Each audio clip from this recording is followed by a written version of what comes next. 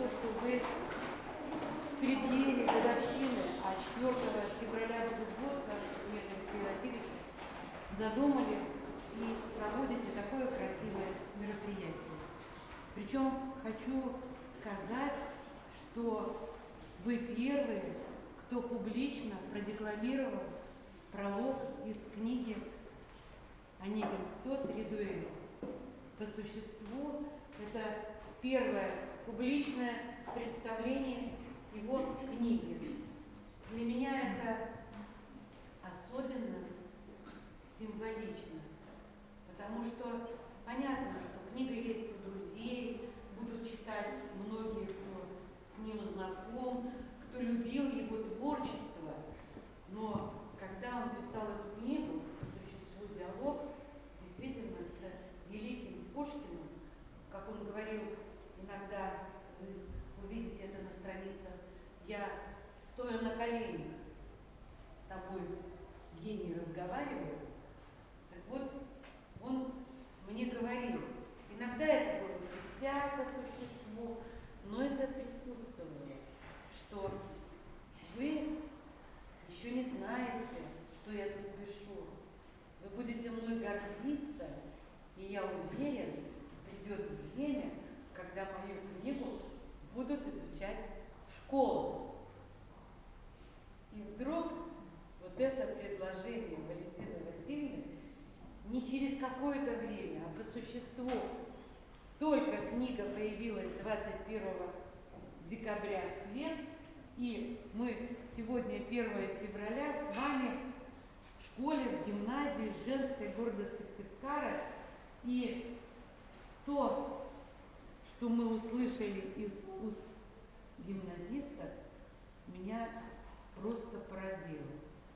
Знаете, великий Гафт, друг Алексея Васильевича, если где-то это будет на страницах, так сказать, его биографии из уст девочек сказано, сказал, поздравляя меня, прочитав все это, с Новым годом. Это было 31 декабря 2017 года. Он мне сказал: Валя, эта книга не подражание Пушкину. Валя, это продолжение Пушкина. И вот здорово, правда, было ощущение вот этого пушкинского высокого слога тогда, когда наши девочки декламировали. А мне хочется у них спросить, у вас-то какое ощущение, вы сами? Вы первые, кто вот так публично прочитали то, что писал Алексей Васильевич. За то, что у нас такая земля, правда? А чувствовался, вы же, я надеюсь, и Евгения Онегина читали, может быть, еще раз. Вот есть какая-то связка между этими произведениями, ощущение слога. Спасибо вам, я бесконечно вам благодарна, и вам, дорогая Валентина Васильевна. Ну а чтобы наш вечер был не грустный, понимаете, ведь когда мы говорим, что слово это, и там есть, да, что не забывайте, что слово это то начало, которое человек обрел. То есть в слове мы с вами живем. Нет слова, мы с вами не живем. Не забывая, здесь Алексей тоже об этом говорит, что не забывайте еще и о том, что первое слово, которое было, это слово Бог. Так вот, хочу сказать, чтобы нам было весело. Вы только что прослушали замечательную песню на стихи нашей народной поэтессы Надежды Мирошниченко, которая была большим другом Алексея Васильевича Моисеенко, и они много лет дружили. Так вот, когда-то у них возник спор. Ну, Надежда, значит, Леша писал, у него есть сборник, который вышел там, 10 лет тому назад. Я родился в России, там есть его стихи, я думаю, что скоро его переиздат тоже. И там есть одно стихотворение, которое называется «Художник и поэт». Так вот, оно посвящено Надежде Мирошниченко. И возникло наспор с Надеждой, когда она его воспринимала как певца, а он говорит, да я тоже могу такие стихи, как ты, писать. Она говорит, да как, конечно. И он с ней поспорил, и в течение там 15 минут, может быть даже меньше, родилось вот то стихотворение. Художник и поэт. Значит, найдите, оно в сборнике есть. Очень милое, приятное стихотворение. Так что, действительно, если человек гениален, то во многом, наверное, пусть не во всем, но во многом. Те, кто были у нас дома, вот тут и Константин Бадокин, мой друг, мои коллеги по работе и по жизни. Вот у нас дома полы, которые сделаны руками Алексея Васильевича, у нас окна, которые он, двери сделал.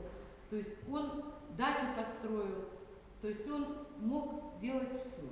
И когда я защитила докторскую диссертацию, он шутя мне сказал: ну я же экономикой не занимался, но я думаю, что если бы я занимался экономикой, я бы тоже докторскую защитил.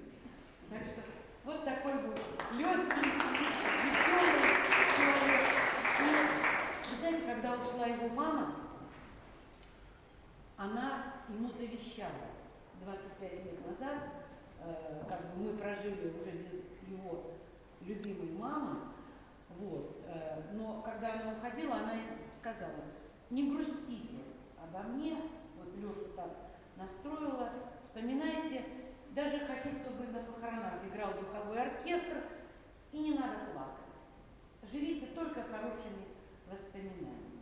Вот Алексей тоже, я знаю, будет очень доволен, если мы будем слушать с юмором то, о чем он говорил, воспринимать где-то, даже эта книга заканчивается, вот, да, серьезная, на мой взгляд, но кто прочитал, я последние строчки, понятно, он работал, ему хотелось, чтобы читали, вот видите, изучали, а заканчивает он с очень большой к себе иронией эту книгу. Так вот он пишет: мои усилия, поэт, найдут признание в отчизне. Скажи мне, да или нет? Читатель наш, народ капризный. Возможно, да, возможно, нет.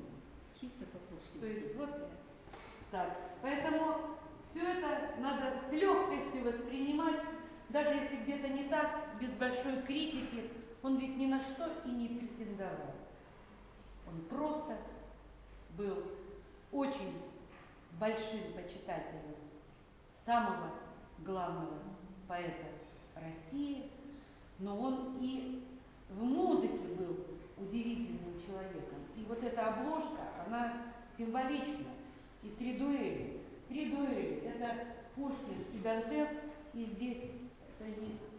Вот та, которая пара пистолетов, это вот как раз и спор был Алексея по поводу Пушкина, что очень много, если сравнивать с теми канонами, а ведь есть дуэльный кодекс, который, кстати говоря, к моменту выхода Евгения Онегина дуэльный кодекс не был напечатан в России, французский. Кстати говоря, как ни странно, он вышел в свет в 1837 году, уже тогда, когда Пушкина не было. Но он, конечно же, знал все каноны дуэли, а вот ни в коем случае не было дуэли между Пушкиным и Алексеем Васильевичем, только стоя на коленях и разговором вел с ним. Так вот, поэтому как бы вторая дуэль – это дуэль по канонам, а вот третья дуэль – это то, чему Евгений Онегин посвящен. Это Онегин Ленский. Так вот, хочу сказать, что, может быть, эта книга еще потому возникла, что Алексей Васильевич был единственным в мире оперным певцом, который исполнил за свою длинную певческую биографию обе партии в одноименной опере Петра Ильича Чайковского. До 50 лет у него был баритон, и он пел Евгения Онегина, это баритональная партия. Так получилось, что после того, как он еще дополнительно проучился, когда был в Америке в 90-х годах, его голос с годами, обычно бывает, он становится ниже, баритон становится басом, тенор становится баритоном. А это уникальный, практически тоже в истории такого нет.